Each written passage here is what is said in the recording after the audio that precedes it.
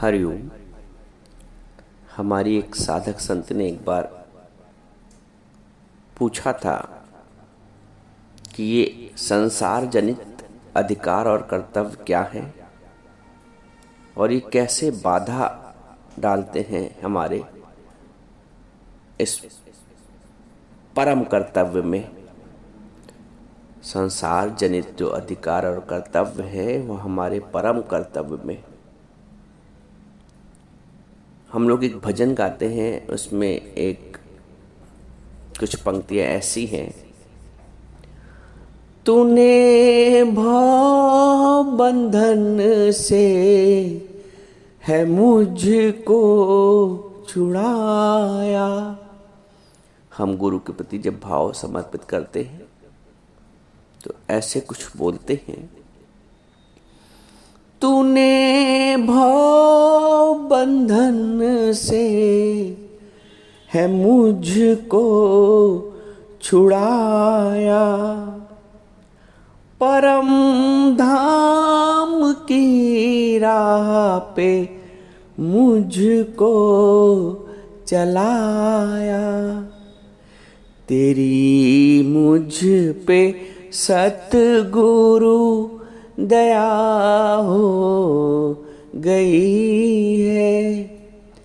तेरी मुझ पे सतगुरु दया हो गई है कि मुरझाई दिल की कली खिल गई है। तेरी जब से महफिल मुझे मिल गई है कि मुरझाई दिल की कली खिल गई है। परम धाम की राह पे मुझको जलाया। अब एक तो संसार का धाम है जहाँ हम सब आए हैं और अधिकांशता होता यही है कि इस संसार के धाम में आके हम संसार जनित जो हमारे कर्तव्य होते हैं, अधिकार होते हैं, उन्हीं को ले दे के अपनी जीवन लीला समाप्त कर लेते हैं। साधारणतः ऐसा ही तो हो रहा है। मनुष्य जीवन प्राप्त करता है और अपना जो जीवन है संसार जनित कर्तव्यों अधिकार में अपनी हड्डी खपा देता है। कुछ विरले होते हैं जिनको परम धाम की राह मिलती है। भाई संसार की राह तो सबको मिल ही गई, जन्म लेते ही मिल जाती है और लोग उनको मनुष्य को, जीव को, बच्चे को यही पाठ पढ़ाते हैं कि तुम्हारा ये कर्तव्य है, ये अधिकार है, यहाँ ऐसा करो, यहाँ ऐसा ना करो। और सारा जीवन उस पाठ को पढ़ते हुए हम अपना कर्तव्य करते रहते हैं, अधिकारों को प्राप्त करते रहते हैं और एक समय ऐसा आता है कि हम गुड बाय कर देते हैं संसार को। यही एक सामान्य प्रक्रिया हर सामान्य व्यक्ति के जीवन में चलती रहती है। लेकिन सोई बड़ भागी जो सतगुरु पाए, सतगुरु पाए जो पूरा गुरु पाए। संसार में वो बड़ भागी होते हैं जिन्होंने पूरा गुरु प्राप्त किया है। सोई बड़ भागी जो सतगुरु पाए, सतगुरु पाए जो पूरा गुरु पाए। क्योंकि पूरा गुरु हमें परम धाम के मार्ग पर चलाता है। आए तो हम इस मृत्यु लोक में, इस पृथ्वी लोक में मनुष्य का जन्म लेके, लेकिन मनुष्य का जन्म हमारी प्रारब्ध के अनुसार, हमारे संचित कर्मों के अनुसार आधार उसका वो है, लेकिन उद्देश्य परम है। अभी जो डिफरेंस है संसार जनित अधिकार कर्तव्य और परम उद्देश्य, परम उद्देश्य को सतगुरु बताता है। हम अपने जीवन का एक पार्ट मिस कर देते हैं, एक उद्देश्य, एक बड़ा उद्देश्य, एक परम उद्देश्य बिना गुरु के मिस कर देते हैं। मतलब उस उद्देश्य की ओर हम सोचते ही नहीं है। वो तो जब सोचते ही नहीं तो उसको हम पूरा क्या करेंगे। हम समझते हैं भाई यही संसार के अधिकार और कर्तव्य हैं, इन्हीं के लिए हमें जीवन मिला है। This is the only one side of life. You have to see beyond this. आपको इसके परे भी जाना है। वो परे जाने का कोई विचार ही नहीं करता है। वो विचार अंदर स्फुरित ही नहीं होता है। आप देखिए, जो साधारण इंसान है, आम इंसान है, वो अपना जीवन जीता जाता है। जो कर्तव्य, जो संबंध के अनुसार कर्तव्य आते जाते हैं, कभी पुत्र है, संतान है, छोटा है तो वैसे कर्तव्य और अधिकार उसको प्राप्त होते हैं। वयस्क हो गया तो उसके वैसे अधिकार और कर्तव्य, विवाहित हो गया तो उसके वैसे वैवाहिक और अधिकार और कर्तव्य, माता पिता बन गया तो उसके वैसे वैवाहिक अधिकार और कर्तव्य, और वृद्ध हो गया और समाज में उसका विस्तार हो गया तो उसके वैसे अधिकार और कर्तव्य।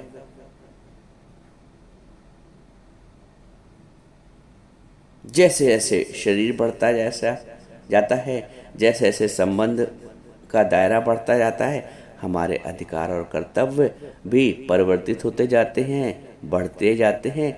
और इन्हीं अधिकार और कर्तव्य में हम अपनी अंतिम श्वास भी ले लेते हैं। कहाँ परम धाम पे चल पाए बताइए हम? कुछ परम हो पाया? परम अर्थात जो परमात्मा के निमित्त, परमात्मा के भाव से। जीवन भर तो हमारा संसार का भाव रहता है, संबंध का भाव रहता है ज्ञान के बिना। वो अलग बात है कि थोड़ा घंटे हिला ली, थोड़ा तीर्थ हो जाए, थोड़ा दान कर दिया, थोड़ा कथा भागवत सुन ली। वो परम धाम की राह नहीं है। परम धाम की राह बाहर नहीं जाती है। परम धाम की राह अपने अंदर आती है। वे तू अंदर पार न पावे, बाहर गलियां दे विच जावे। वे तू जरा शर्म नहीं खावे, अंदर जोत प्यारे दी। अंदर जोत प्यारे दी कि निर्मल जोत प्यारे दी।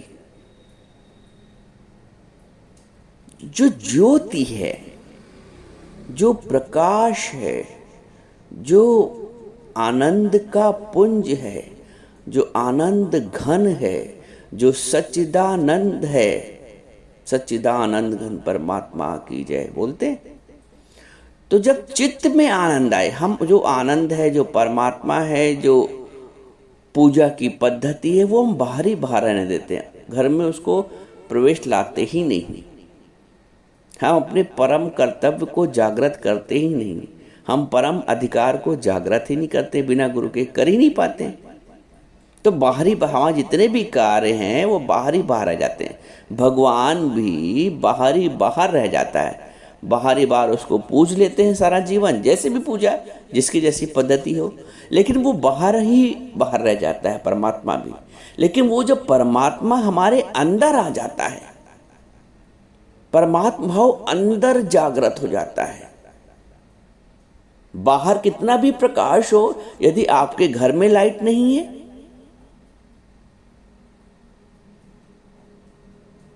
तो क्या रहने में, जीवन जीने में आनंद आएगा? बाहर के प्रकाश से आपको इतना लेना देना नहीं है जितना आपके घर में प्रकाश होना जरूरी है। आपके घर में ही अंधेरा पड़ा, बाहर सड़क पे और गलियों में और मोहल्ले में कितना भी उजाला हो, आपके लिए तो वो व्यर्थ है।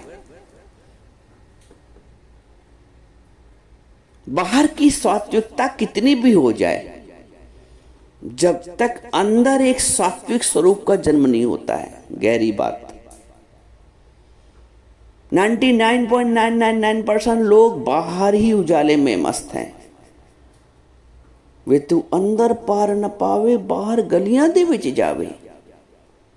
वे तू जरा शर्म नहीं खावे। है खोट तेरे मन में जो भगवान से है दूर। अंदर का खोट कब मिटेगा? बाहर अंदर का जो गंदगी कूड़ा है वो आप कैसे निकालोगे? उजाले में तो निकालोगे कि अंधेरे में झाड़ू लगा लेते हो? पहले लाइट जलाते हो, तब सफाई करते हो। पहले प्रकाश करते हो, तब सफाई करते हो। तो अंदर का प्रकाश किए बिना तुम बाहर ही झाड़ू लगाते रह गए सारा जीवन, और सारी श्वासें, बहुमूल समय, बहुमूल जन्म। भगवान कहते हैं देवा अप्यस रूपस्य नित्यम दर्शनम कांक्षणा। जिस दर्शन को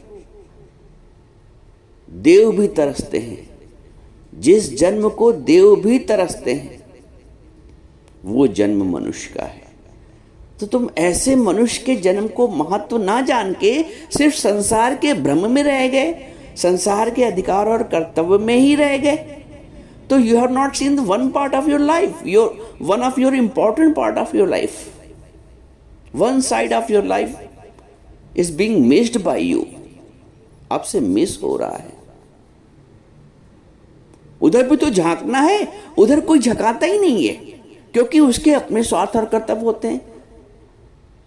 कौन अपने बच्चों को भगवान की तरफ पढ़ाता है? बताओ। अपने कर्तव्य और अधिकारों के लिए तो जताते हैं बेटे को, बच्चों को, कि तुम्हारा ऐसा कर्तव्य, ऐसा कर्तव्य, बहू को, बेटों को, इसको उसको। परमात्मा के प्रति कर्तव्य के लिए कौन जागृत करता है? तो you don't show one part of, one side of your life to your kids. आप अपने बच्चों को बताते ही नहीं, क्योंकि हमको नहीं बताया गया तो हम अपने बच्चों को क्या बताएंगे? उधर हम झांकते ही नहीं, सिक्के के उस पार हम झांकते ही नहीं। बस सामने हम जो है वही उसको देख के ही सारा जीवन उसे व्यतीत कर देते हैं। तो अधूरा है जीवन। केवल संसार के लिए जीवन जीना,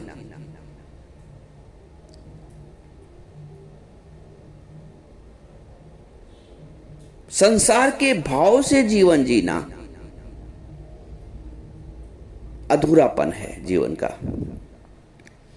उसी संसार के भाव में परमात्मा भाव गुरु जागृत कर देता है। दूध में ही मक्खन दिखा देता है, दूध से ही मक्खन बना देता है। एक संसार के साधारण जीवन को गुरु परमार्थ का साधारण जीवन बना देता है। ऐसा नहीं कि संसार बदल जाता है, संसार तो वही रहता है, परिवार तो वही रहता है, संबंध तो वही रहते हैं। ज्ञानी का दृष्टिकोण बदल जाता है। सच्चा गुरु तुम्हारा कोई संसार का त्याग थोड़ी कराता है, कोई संबंध का त्याग थोड़ी कराता है, कोई परिवार का त्याग, परिवार के कर्तव्य का त्याग थोड़ी कराता है। कभी आज तक गुरु ने बोला है? वो ये कहता है कि जो भी कर्म तुम कर रहे हो परमात्मा भाव से करो। संसार भाव से करोगे तो बंधन है, संसार भाव से करोगे तो पाप और पुण्य का चक्कर है, और परमात्मा भाव से करोगे, कर्म योग के आधार पे कर्म करोगे तो वो तुम्हारा मोक्ष का आधार बनेगा, क्योंकि उसमें रिटर्न नहीं चाहिए, उसमें प्रतिफल नहीं चाहिए।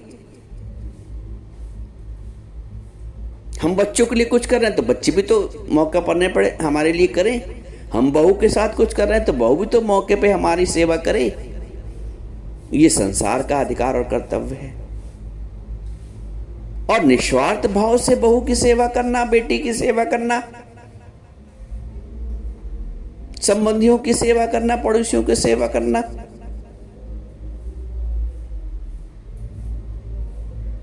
ये परमात्मा भाव है।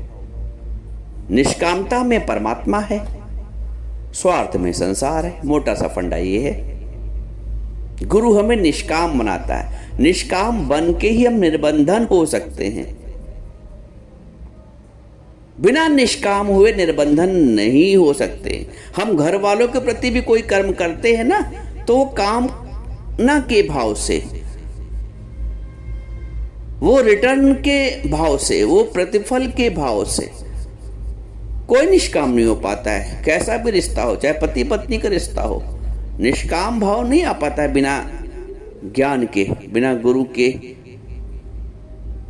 जीवन में दखलंदाजी के। इसीलिए गुरु की दखलंदाजी आवश्यक होती है। एक दिन सत्संग होता ना, गुरु की दखलंदाजी पसंद नहीं है। गुरु की दखलंदाजी होनी चाहिए जीवन में। हमारे प्रत्येक कर्तव्य में, प्रत्येक कर्म में गुरु की दखलंदाजी होनी चाहिए। गुरु की दखलंदाजी क्या है?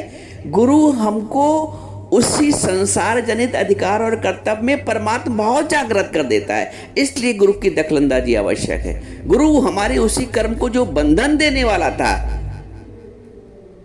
वहां से हमको निर्बंधन कर देता है। इसलिए गुरु की दखलंदाजी आवश्यक है। हम लोग गृहस्थी लोग हैं। हम कोई त्यागी, वैरागी, सन्यासी, संसार को छोड़ने वाले नहीं है। हमें अपने संसार को ही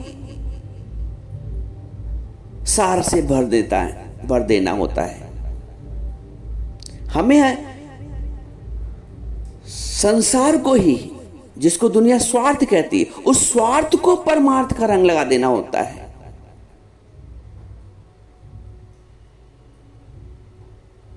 गुरु संसार को, स्वार्थ को परमार्थ का रंग लगाने की विधि बता देता है। जिन कर्मों से बंधन प्राप्त होता था, उन्हीं कर्मों से गुरु मुक्ति का उपाय बता देता है। कर्म वही रहते हैं। ज्ञानी अज्ञानी के कर्म में ना ही भेद, एक को मोक्ष है और एक को खेद। ज्ञानी अज्ञानी, जो आपको एक अज्ञानी कर्म करते हुए दिखेगा, हो सकता है ज्ञानी भी आपको दिख जाए। ये भी हमारे तरह खाते हैं, उठते हैं, बैठते हैं, चलते हैं और व्यवहार कर रहे हैं, दिखने तो यही आता है। तो ज्ञानी अज्ञानी के कर्म में ना ही भेद, एक को मोक्ष है, एक को खेद। जो वस्त्र अर्जुन पहने वही कृष्ण पहने, जो शस्त्र अर्जुन के पास है वही कृष्ण के पास, जो भोजन अर्जुन करते हैं वही कृष्ण भी करते हैं। जिस तरह के मकान में अर्जुन रहते हैं, उसी तरह के मकान में कृष्ण भी रहते हैं। लेकिन अर्जुन की सोच और कृष्ण की सोच में बड़ा अंतर है। अर्जुन का संसार भाव है, अर्जुन का संसार के अधिकार और कर्तव्य जनित मस्तिष्क है।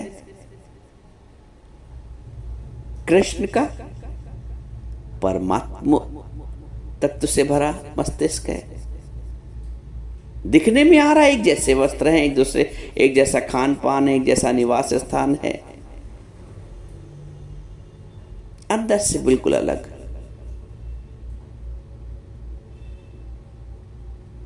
एक संसार जनित अधिकार और कर्तव्यों से बंधन में आ रहा है, मोह को प्राप्त हो रहा है, शोक को प्राप्त हो रहा है। एक इन अधिकार और कर्तव्य से ऊपर है, उसका परम कर्तव्य है कृष्ण का। ज्ञानी का परम कर्तव्य होता है, बात को समझो। परिवार वही, संसार वही, कर्म करने का ढंग, स्टाइल बाहर से तुम्हें वही लगेगा, लेकिन अंदर से उसका जो कर्म का प्रतिपादन हो रहा है,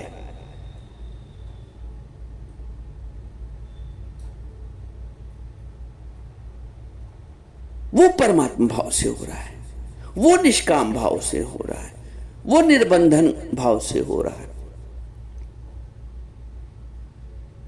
अब हम समझते हैं कि संसार जनित अधिकार और कर्तव्य हमारी बाधा बन जाते हैं।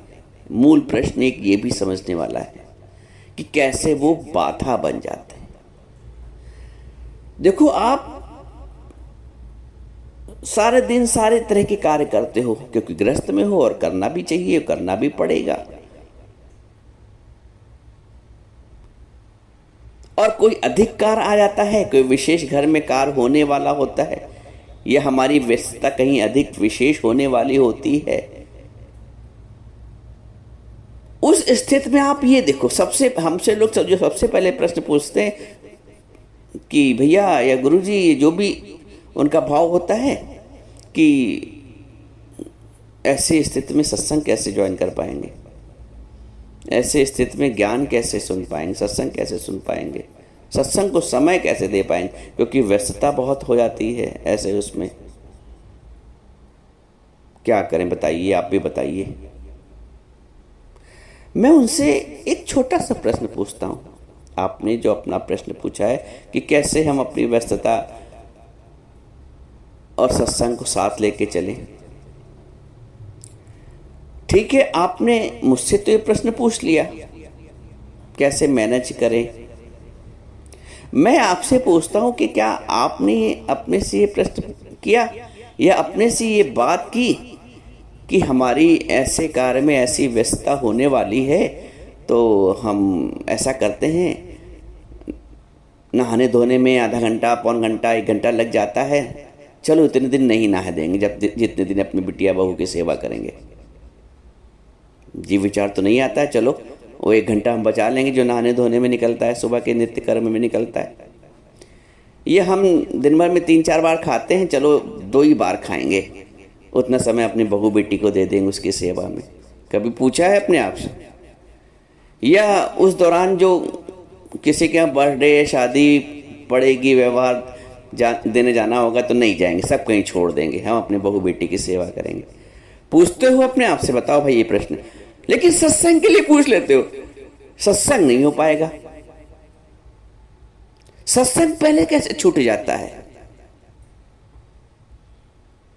क्योंकि जो वृत्तियों की ढाल है, पानी की ढाल जिधर होती उधर बहता है ना, तो अभी भी हमारी जो वृत्तियों की ढाल है, जो बहाव है, वो अभी भी संसार प्रधान है। बात ये समझो, अभी भी वो संसार प्रधान है। कि सत्संग छोड़ने का, सत्संग का गैप करने का, सत्संग ना सुनने का तो बड़ी जल्दी विकल्प ढूंढते हो कि कैसे कैसे करें, इतने दिन सत्संग तो नहीं हो पाएगा। सत्संग से बचने का, सत्संग से छूटने का विकल्प तुम पहले ढूंढते हो। ये नहीं विकल्प ढूंढते हो कि चलो इतने दिन हमारा जो स्नान ध्यान करते हैं इतने दिन नहीं करेंगे, क्योंकि 1 घंटे लग ही जाता है उसमें, उतना ही समय अपने सेवा में दे देंगे घर वाले की। ये हम नहीं खाएंगे, ये हम नहीं जाएंगे, कोई ऐसी जरूरत पड़ेगी तो कहीं नहीं अटेंड करेंगे, शादी ब्याह फंक्शन। कभी पूछा अपने आप से? सबसे ज्यादा जो विकल्प तुम्हारा फंसता है वो सत्संग को लेके, कि कैसे मैनेज करेंगे सत्संग को और ये संसार के अधिकार और कर्तव्यों को। अरे भैया, जैसे तुम खाना खाना नहीं छोड़ोगे, जैसा तुम नहाना धोना नहीं छोड़ोगे, जैसे तुम आना जाना नहीं छोड़ोगे, उसके लिए मैनेज कर लोगे, तो तुम सत्संग के लिए मैनेज नहीं कर पाओगे। कह दो घर वालों से, बेटा सब कुछ ठीक है, हम सब कुछ करते रहेंगे, लेकिन बस हमको आधा घंटा दे देना, 1 घंटा दे देना सत्संग के लिए। हिम्मत ही नहीं है। हिम्मत होगी तो निराकार भी मदद करेगा। हिम्मते मर्दा तो मदद दे खुदा। हिम्मत ही नहीं होगी तो फिर निराकार भी क्या मदद करेगा। इच्छा शक्ति होगी सत्संग के प्रति, गुरु के प्रति जुड़ने की, तो निराकार भी मदद करेगा, गुरु भी निराकार के रूप में आकर मदद करेगा। और हिम्मत ही नहीं होगी, वो संकल्प ही नहीं आ पाता है, वो जागृति नहीं आ पाती है। सबसे पहले सत्संग छोड़ने का भाव आता है। देख लो भाई, अपने आप को चेक कर लो। सबसे पहले पॉइंट ये आता है मस्तिष्क में कि सत्संग को कैसे मैनेज करेंगे। क्या ये पॉइंट आता है कि नहाना धोना कैसे मैनेज करेंगे, हम तो इतना व्यस्त हो जाएंगे। खाना पीना कैसे मैनेज करेंगे, हम तो इतना व्यस्त हो जाएंगे। लेकिन सत्संग पे छुरी गिरती है। अरे भैया, सत्संग पे छुरी क्यों गिरती है? परम धाम पे चलना नहीं क्या, परम धाम के मार्ग पे। उधर तो तुम अपनी हड्डी भी खपा दो।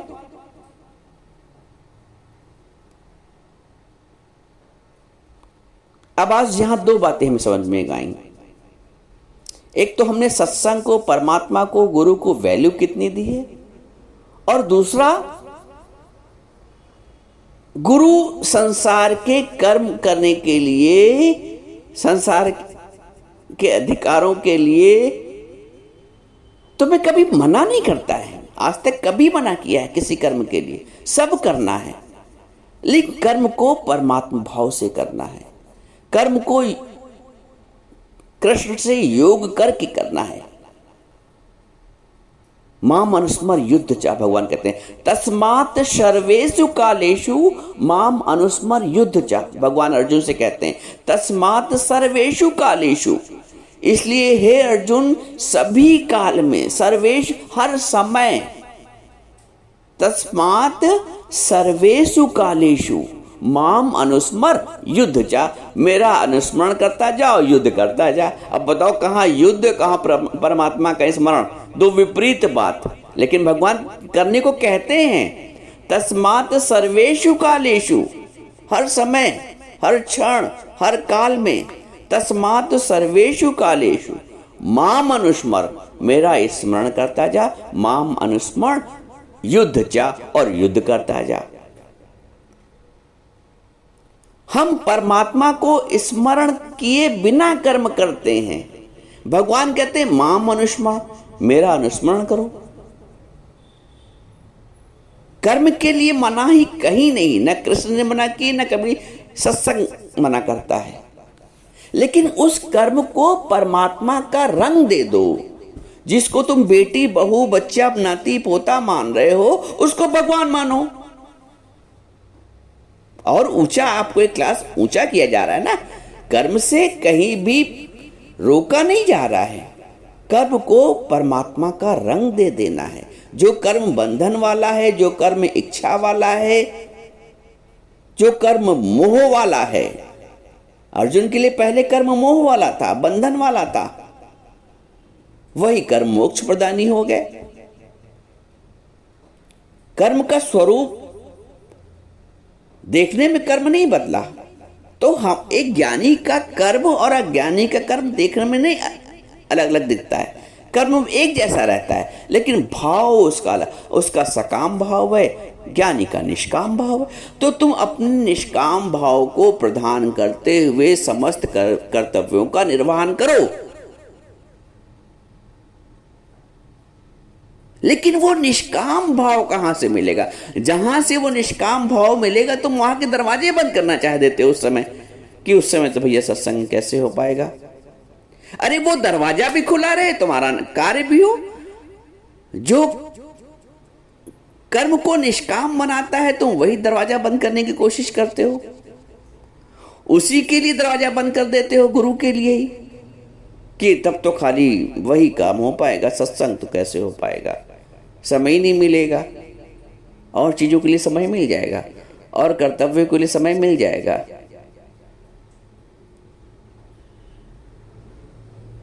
कैसी बात करते हो आप लोग? थोड़ा जागृत हो जाओ भैया। कैसे इतना सत्संग सुनने के पश्चात भी झुकाव किधर है?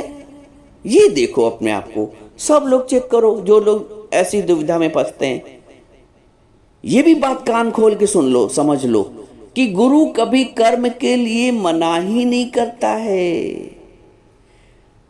कर्म के भाव को रूपांतरित कर देता है, सकाम से निष्काम में, बंधन से निर्बंधन में।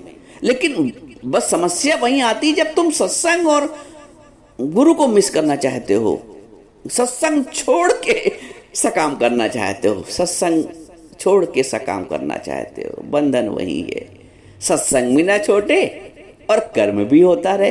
ऐसी युक्त क्यों नहीं पूछते हो? ऐसी युक्त के लिए क्यों नहीं तुम्हारी विचार पनपते हैं? तुम बस एक डिसीजन ले लेते हो कि इतने दिन तो सत्संग नहीं हो पाएगा। है विचित्र नहीं विचित्र? बताओ, बताना जरूर हमें लिख के। संतुलन लाया जा सकता है, ऐसा नहीं कि संतुलन नहीं लाया जा सकता है। जीत जाएंगे हम, तू अगर संग है, गुरु अगर संग है तो हम हर जंग जीत जाएंगे। गुरु अगर संग है तो हम हर जंग जीत जाएंगे। गुरु अगर संग है तो हम हर जंग जीत जाएंगे।